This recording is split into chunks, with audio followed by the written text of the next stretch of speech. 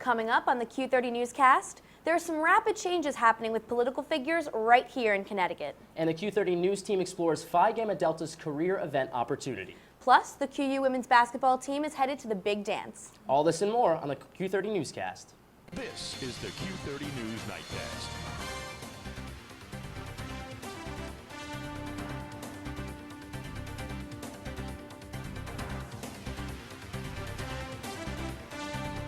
Good evening, everyone, and welcome to the Q30 Newscast presented by Joya Spa and Salon. I'm Mark Spillane. And I'm Kelly Novak. New this week, Hamden Mayor Scott Jackson is resigning next month to assume a new role within the state. Taylor Popielarz is here with the new details. Thanks, guys. Scott Jackson has become well known both locally and nationally as mayor of Hamden for the past 6 years. He assumed the position back in 2009 and has since been re-elected twice, becoming Hamden's longest-serving mayor. Connecticut Governor Dan Malloy announced this past Tuesday he is appointing Jackson to be the new Undersecretary for Intergovernmental Policy. Jackson will resign from his role as mayor on April 16th. So, Taylor, how is this new position an upgrade or a promotion for Jackson? Well, the Undersecretary role is a statewide position that serves within the Office of Policy Management. So rather than solely working for the town of Hamden, Jackson will be serving the entire state of Connecticut. And what exactly does an Undersecretary for Intergovernmental Policy do? Jackson's main role will be deciding which urban communities the state will invest money into in order to maximize their output and improve surrounding areas. And as a side note, this new job offers Jackson an increase in pay. He'll be making around $150,000 each year. Well, why did Governor Malloy appoint Jackson to this role? Well, like I said earlier, Mayor Jackson has become a well-known political figure both locally and nationally. He's been chairman of the Governor's Sandy Hook Advisory Commission for the last 2 years, and he also has helped lead efforts to investigate ways to prevent mass shootings.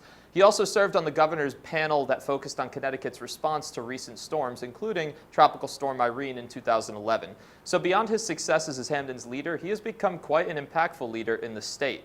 And some quick facts about Jackson that people may not know. He grew up right here in Hamden, and he graduated from Hamden High School. He then majored in government at Cornell University, and he is a Democrat. He'll start his new position April 17th, the day after resigning from the mayor's office, and it's expected Hamden will hold a special election to elect a new mayor. Thank you, Taylor. A camp for young amputees is coming to Quinnipiac from July 8th through July 12th.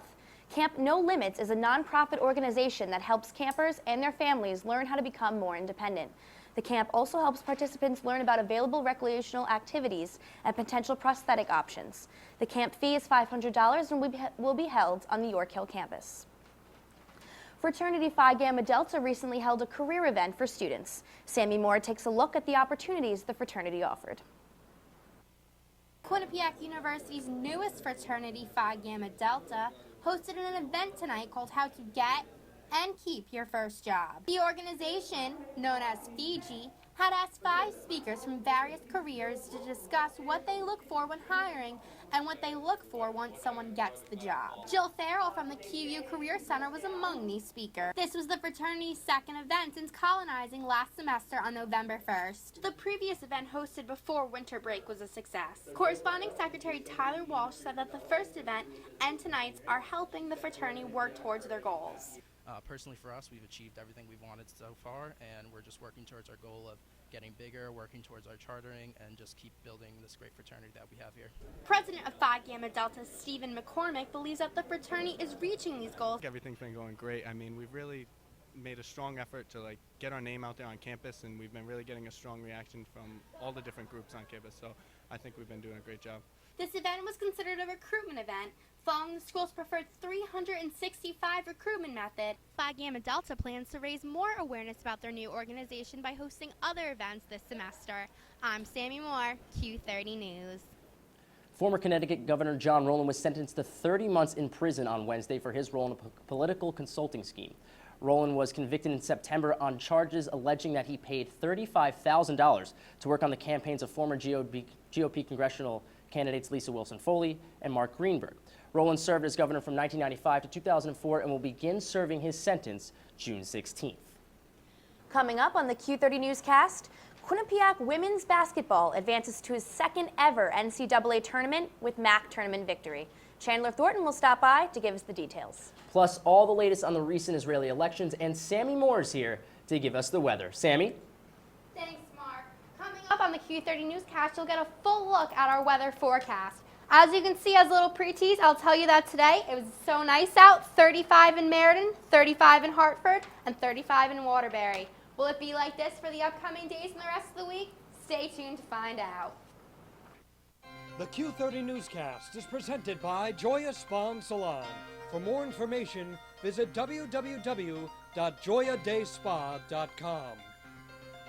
Welcome to A Sheer Sensation, North Haven's premier cosmetology service, located at 140 Washington Avenue, minutes from Hamden. We offer an array of services, from basic cuts and colors to lash extensions and formaldehyde-free keratin treatments. We also provide hair chalk and styling for men. When you spend $60, your Q card will get you 10% off. Call us at 203-239-6477 to make your next appointment at A Sheer Sensation.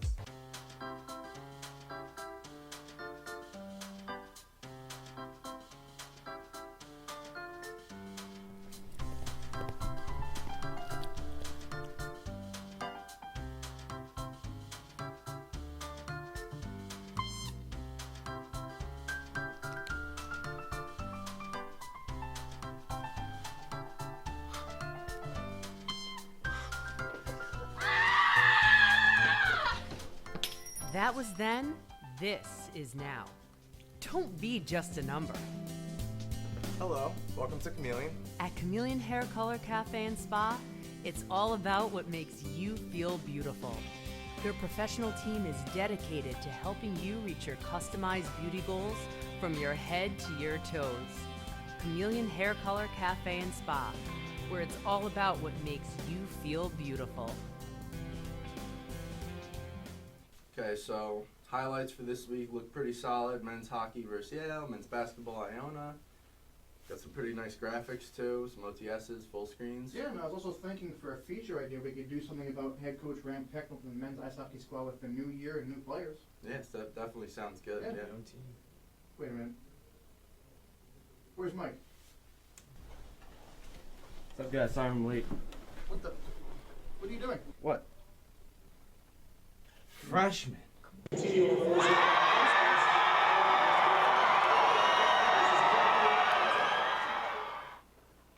Welcome back to the Q30 Newscast. I'm Chandler Thornton, and those were the excited cheers heard from the Quinnipiac women's basketball team as they saw their name on ESPN during the NCAA Tournament selection show Monday. The number 12-seeded Bobcats are picked to play the number 5-seeded Oklahoma Sooners this Saturday in California. This is the Bobcats' second time in history to make it to the NCAA Division I tournament. Coming up on sports, I'll tell you how they got there. The Quinnipiac Student Center looked more like a barbershop on Tuesday when the university held its 6th annual St. Baldrick's event. Dorah Labatte has more on the cancer-fighting fundraiser. I am here at the annual St. Baldrick's Foundation event held in the Piazza today at 6 p.m. St. Baldrick's, held every year on St. Patrick's Day, is dedicated to patients that are fighting cancer.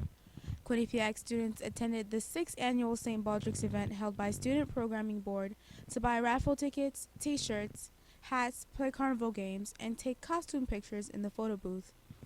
Abby O'Neill, Traditions and Community Chair for the Student Programming Board, was in charge of organizing the event where many students sat in the chairs in the piazza to brave the shave. One of the first was second-year student Mark Cabarelli. I did it last year, and I just really thought it was a good cause, a fun cause, and it's always just a good time. You know, I donated money as well. You just feel good doing it. The fundraiser raises money and awareness for childhood cancer research. In the next round of shaved heads, Alex Kerner joined for the cause. I feel that it's the least that we can do. You know, these kids are battling through something as serious as cancer. It's really going for a good cause, so I feel like that it's needed. It's one of the most popular. We get a lot of people who don't come to everything. They always come to this because it just has a good sense of community. It's fun. We like to see people shave their heads. There's always usually one girl that shaves their head too, so that's interesting to watch. An upset election victory in Israel and an update on the missing Air Asia flight. Julia Timpanero is here with all the global headlines. Julia? The winner of the Israeli election is Prime Minister Benjamin Netanyahu. The Likud party has taken the election by surprise. As of Monday, voters weren't optimistic about Netanyahu taking the lead. Netanyahu promises to change the way the Israeli society is. After searching for people from the Air Asia plane crash since December 28th, Indonesia's rescue agency confirmed that the search has officially ended Tuesday night. Out of 162 bodies, 56 were unaccounted for. The CEO of AirAsia, Tony Fernandez, said that he was satisfied with the search operation. In mid-January, the plane crashed was located in Java Sea. The bodies were found mainly in and around the wreckage. Experts were able to conclude that the plane going at an abnormally high speed may have caused it to stall. As of last night, Robert Durst was transferred to Louisiana State Prison due to his recent diagnosis of mental state. Durst has recently confessed to murdering 3 people while he was filming for his television show. Durst's lawyer claims that this was a publicity stunt and would be shocked if they found incriminating evidence. It is unclear whether or not he will face the death penalty in Los Angeles, while he will eventually be transferred for his trial for gun and drug possession. Now back to the desk. Coming up on the Q30 Newscast, V. Matenzwa fills us in on the conflict surrounding Chris Brown and Ashley Judd in entertainment news. And Sami Moore has your full weather forecast for the week. Sami? Well, just when you thought the snow was over, is it really? Gonna have to find out, because I don't know about you guys, but you might have to be breaking out your snow boots on Saturday and Sunday. Stay with us. Welcome to Joya Spa and Salon in Hamden. Whether you want a new look or the perfect wedding day hair, come to us for complete hair and nail care, cuts, styles, updos, extensions, and beautiful dimensional hair color, as well as manis and pedis, acrylics, gels, and shellac. Treat yourself to a facial, a peel, or microdermabrasion. Relax with a variety of massage techniques, including Swedish and hot stone massage. Joya Spa and Salon. Call today.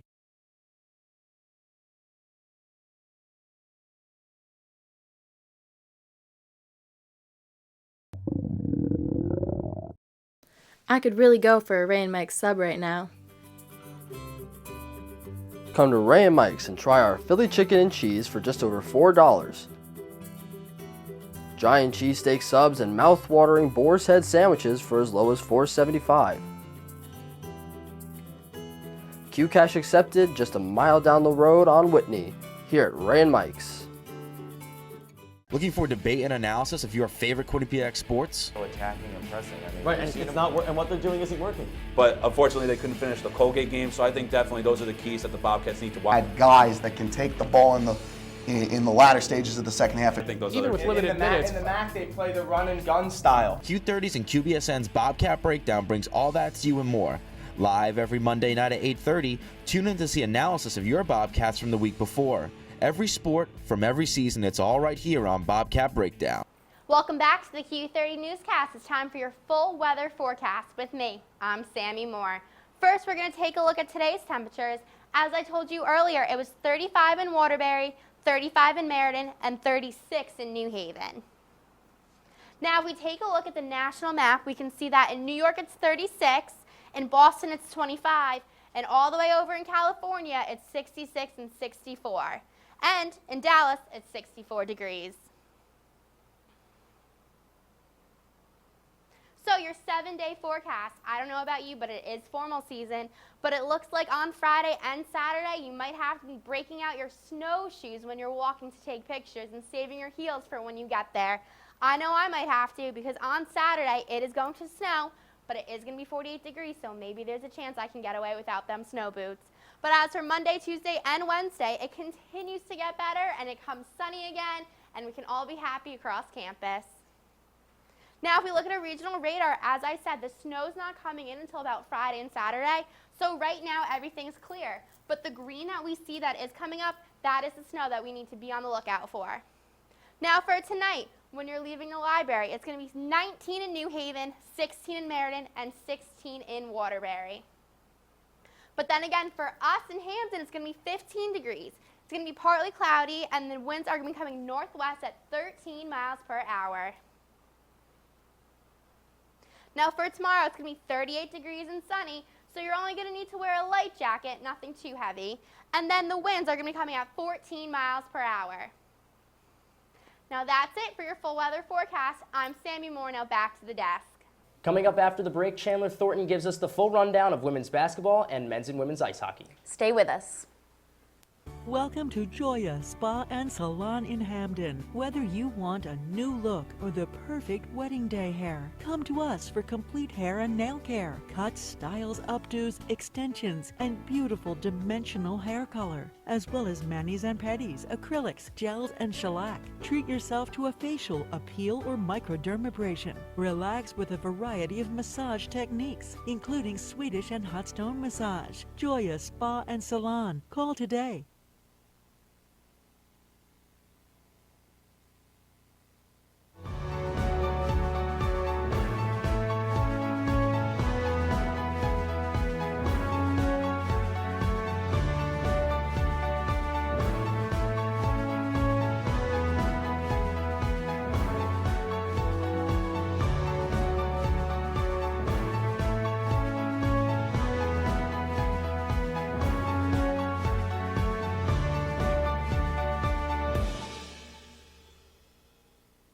And we have a Back to his Hollywood.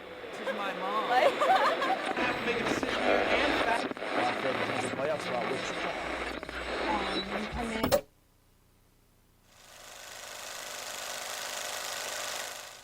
Q30 Newscast is presented by Joya Spa and Salon.